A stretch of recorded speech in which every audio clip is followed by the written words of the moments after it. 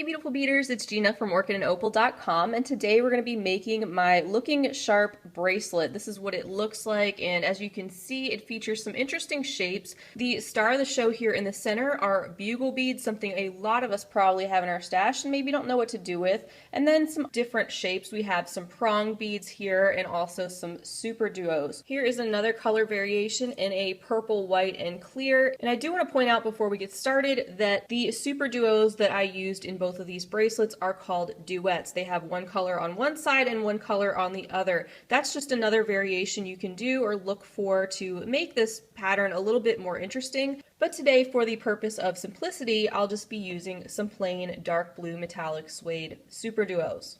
In addition to the super duos, as you can see, you're going to need some 11-0 seed beads, some 15-0 seed beads, prong beads, some 6mm bugle beads. You'll need 10 to 12 feet of the 0.006mm or 6-pound Fireline or your thread of choice. I'll be using a size 10 beading needle, 2 wire guards, 2 jump rings, the clasp of your choice, and then of course your scissors, jewelry pliers, and a bead mat is always helpful.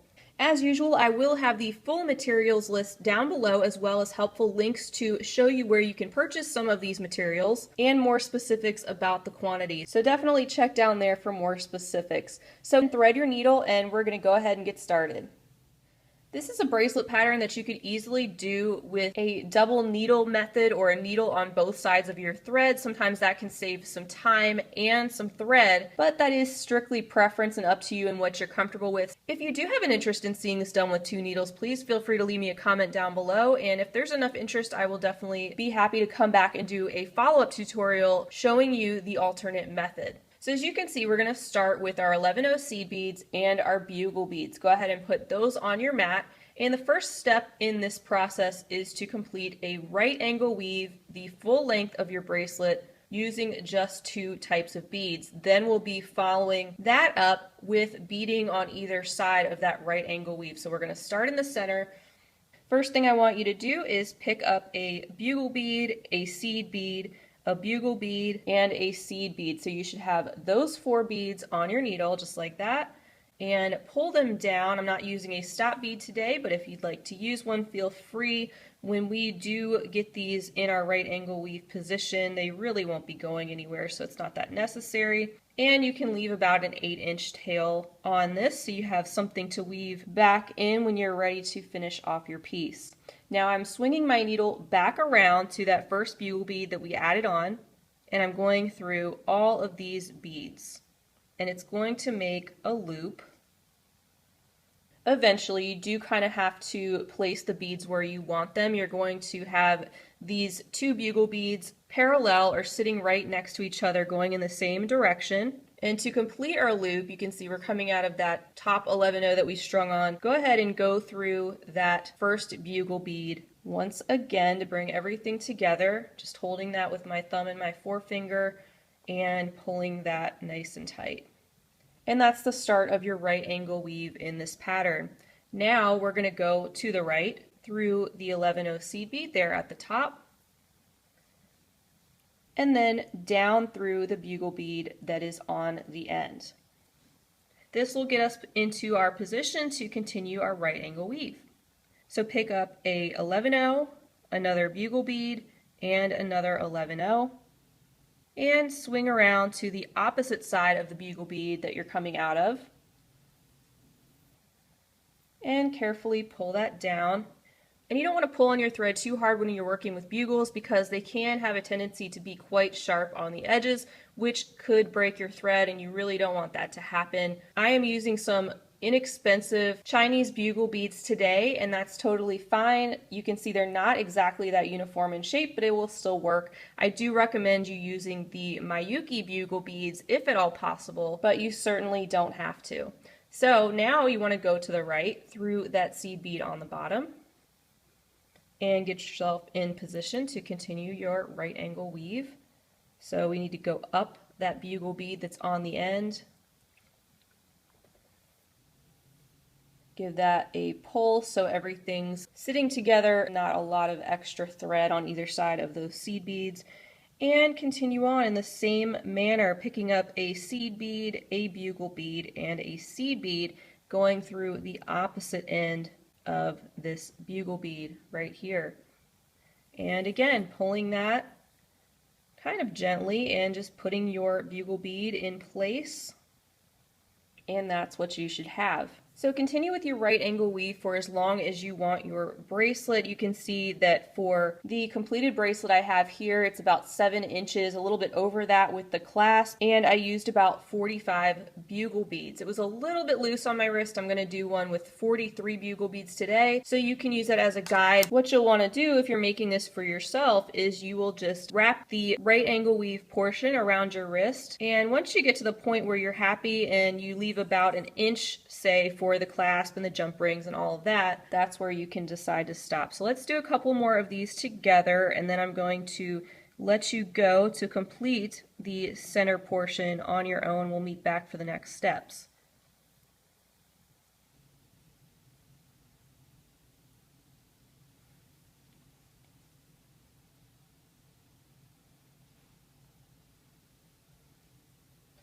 It is okay if these aren't sitting perfectly straight. You can see mine have a little bit of space in between the seed beads and the bugles. I am pulling reasonably tight, but I'm not yanking because I don't want to break my thread. But this will all cinch up when we move on to the next steps in the bracelet.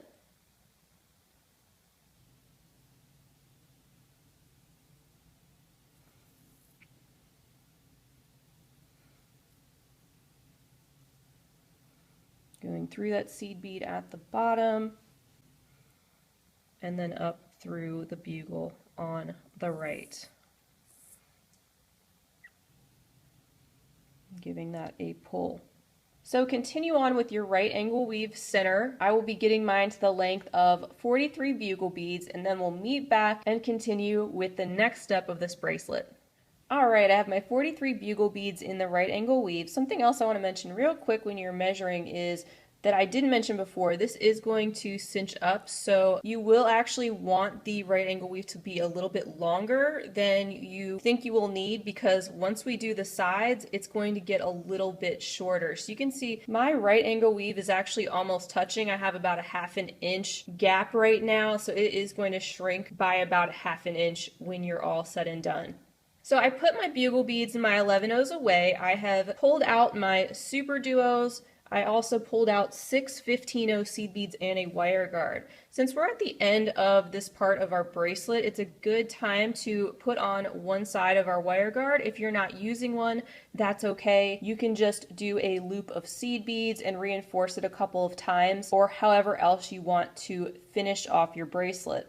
I'm coming out of the right-hand side of this bugle bead. I'm going to pick up 3 of my 15-ohs, and then I'm going to pick up one side of my wire guard and pull those down all the way down to your bugle bead, and then swing your needle around going through the other side of the wire guard toward the left and pull, and you want your thread to sit right in there in that little groove, and then you can pick up your other 3 15-ohs and complete your loop that you're making by going through the other side of the bugle bead that you started coming out of, and pull that, and there you go. So that positions your wire guard at the end.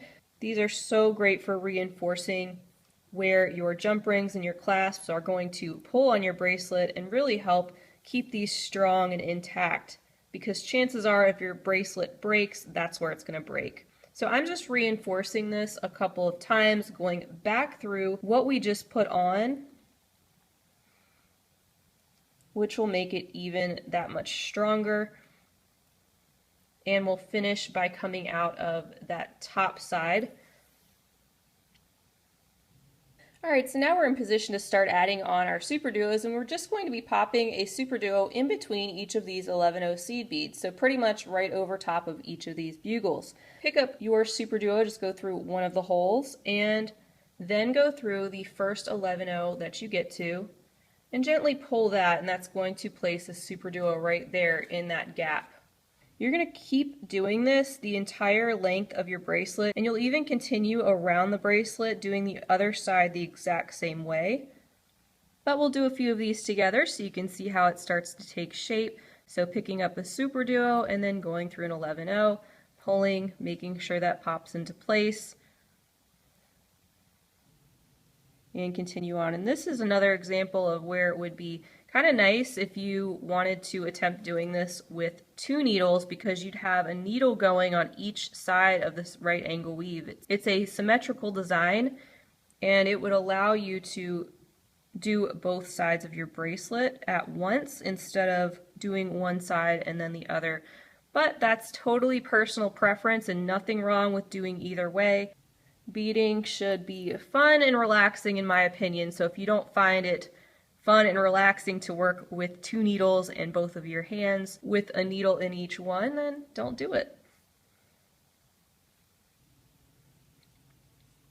Alright, so you can see how this is starting to take shape with a super duo in between each of these seed beads, and then we have the hole here, the second hole of our super duo, ready for popping in some more beads later. Go ahead and add all your super duos to the end of your bracelet, and then we're going to meet back, attach our other wire guard, and start going in the other direction. Alright, so if you've added all of your super duos, don't pull this too tight. You want to leave just a tiny bit of room in between each of those super duos, so it's not so snug that when you add your other side it's going to ruffle up too much. So kind of just give it just a tiniest amount of stretch to give it a little bit of room. Now we've gotten to the side with our tail thread, and because tail threads get on my nerves and I always can't wait to get those things woven back in, I'm actually going to pop a needle on that tail thread and use this to add the other wire guard. So feel free to do that. You can get your other wire guard and a few more of your 15-ohs. And just like we did on the other side, I'm coming out of this bugle bead and I'm going to pick up 3 15-ohs and one side of my wire guard and pull that down to the bugle bead just like that, and then go through the other side of the wire guard and pull that, pop the thread into place, and pick up 3 more 15-ohs to complete our loop there, and swing back around and go through the bugle bead. Let me move our regular thread out of the way, and you can see we're coming out of that bugle bead, and that will create our loop here at the end for when we finish it off. I'm just going to go through this one more time to give it a little bit of extra reinforcement. There we go, making sure our thread's in place. I'm going to go down through this bugle bead again to kind of make sure that's tacked down, and then I'm just going to make a little knot here. I went under that thread bridge, making a loop, going through the loop and making a little knot, and then I'm going to go down through this seed bead over to the bugle bead. Following my thread path, I'm going to go under that thread bridge, make another knot, go through the seed bead. So that's up to you if you want to do this step now or you want to wait till the end to weave your tail thread back in. This just seems to make logical sense for me, and it gets it out of the way, especially for the video. And I'm just going to go through this last bugle bead just to hide that little knot as best I can, and we'll snip that off. Alright, there we go. Feels so much better. And I'm coming out of this last 11-0. I actually have another gap here where I can pop one more super duo into, so I'm picking that up. And then I'm going to follow through by going through the wire guard and those 15-ohs that I just added on. And there we go, pops that into place. And we're going to swing our needle around and go through the wire guard and the 15-ohs. If you didn't use your tail thread to do that step, you would just use your regular thread to add on your wire guard or your loop of seed beads, and then continue on in the other direction so that you can add on your super duos onto the other side. So just as before, I'm at the point here where I'm on the other side. I have a gap, and that means I want to add a super duo. So I picked one up and went through the 11-0 seed bead, and I'm going to continue doing that all the way down the length of the bracelet, just like we did on the other side, so we can match it and keep it symmetrical.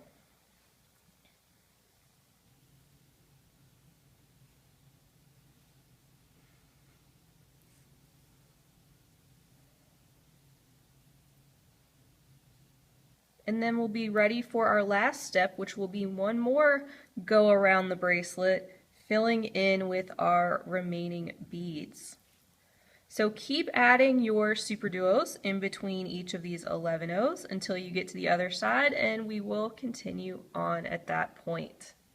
All right, now that you have all your super duos in place, you want to just make sure your piece isn't pulled way too tight, and it's okay if some areas just look slightly wonky because this last step is really going to be where we finalize the cinching it up. So I'm coming out of this last 11-0 here, and you can see I still have a gap remaining for my last super duo, so I'm going to pick that up and then go through my 15 O's and the wire guard one more time.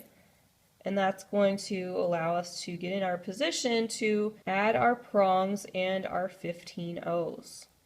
So I'm going to go down the other side of the wire guard through the 15 O's, down this bugle bead on the end, because we need to get to that top hole of one of the super duos. Now I'm going to go up through the bottom hole of that super duo, like that. And I'm going to pick up 3 more 15 O's. And this is just going to hide our thread while we get over to that second hole. So then we're going to go through the second hole of the super duo, and that's going to get us where we want to be. Alright, so now we're going to begin filling in our gaps along the outer holes. First, we just want to pick up one 15-0, and we're going to place that in between these first 2 super duos. Then we're going to pick up a prong bead, and you want to make sure when you're picking these up as you go that you keep them facing in the same direction. Whatever that direction is that you start off with, just make sure you follow the same direction.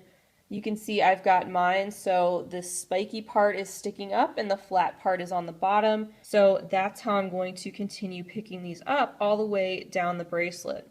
So continuing in that pattern, pick up another 15-0 and pop that in between the next 2 super duos. Pick up another prong bead facing it in the same direction,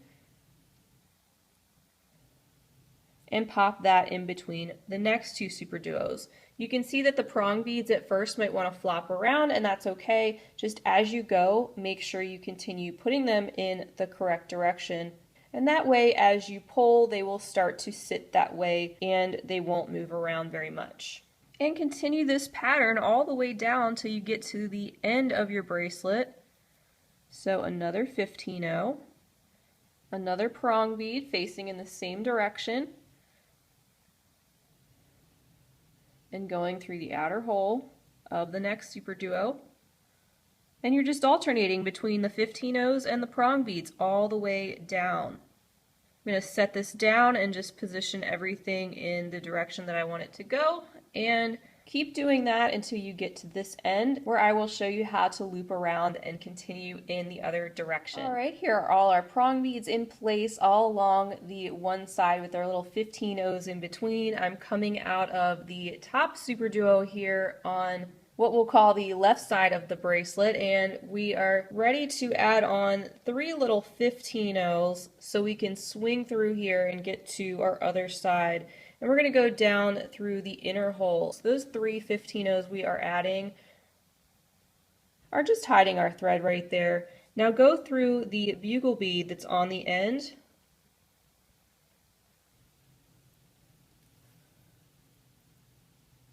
just like that, and position yourself underneath this super duo so you can go up through the inner hole. And to match our other side, we want to add on 3 more 15-0s and go down through the outer hole of that super duo. And there we go. And we're going to continue the same thing that we did on the other side. I want to mirror the other side. If you wanted to stagger your prong beads, that's just another variation that you could do. Since I'm starting out here with a prong bead on the left side, I'm going to add one on the right side. I also want to make sure my pointy side is going to be facing up to match the other side. And I'm just going to pop that into place in between those super duos and continue on down my bracelet. So now I want to add my 15-0 in between the next 2 super duos. There we go. And another prong bead, continuing to position those how you want them as you go. And in this last step, since we are done adding any additional beads all around. You can make sure you have a decent tension on these beads when you're pulling, especially once you get those prong beads into place, and that will keep them in place after your bracelet is done, and once it's ready to wear, they won't be flopping all around on you.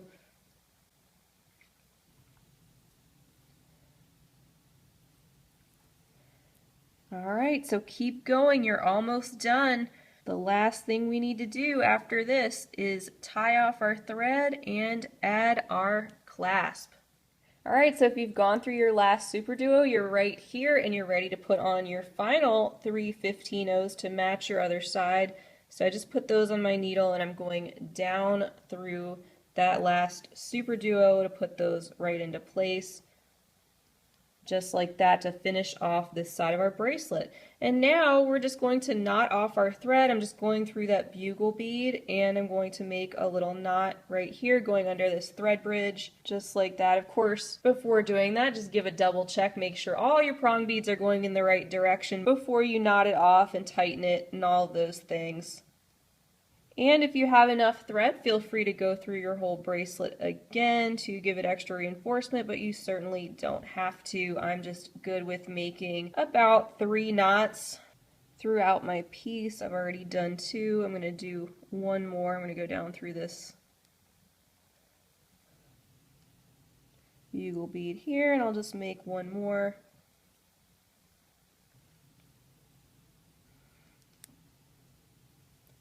And go down through these couple of beads.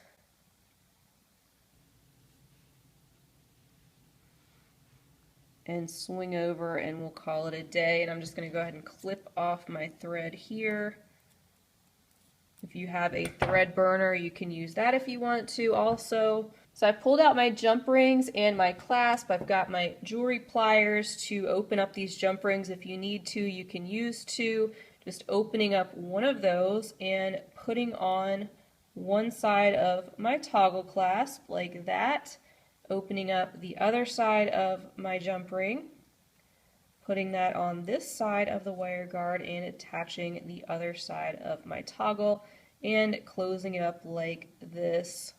And we have our finished bracelet. So hopefully yours turned out great too. I am loving this color combination right here with that iris in the center and those dark suede blue super duos and the metallic prong beads in the saturated island paradise color. I love the name of that, but there are certainly so many color options out there for super duos, bugle beads, prong beads, and all the rest. Like I said, I will leave a detailed list down below the video as usual, with links to different places that you can purchase all of the similar materials that you will need to make a bracelet like this. So I hope this gave you a fun idea as to how to maybe use prong beads or how to use some of the bugle beads you may already have in your stash, as well as some super duos and the staple seed beads. Feel free to let me know down below how your bracelet turned out, or what color combination that you used, or anything else you'd like to say, or if you have any questions, of course. I want to thank you guys so much for being with me for another tutorial. Hope you'll stick around for much more. Until next time, I hope you have a fabulous rest of your day, and as always, happy beading. If you enjoyed this video, don't forget to give it a big thumbs up. For more content like this, don't forget to subscribe and hit the bell to be notified of my latest videos.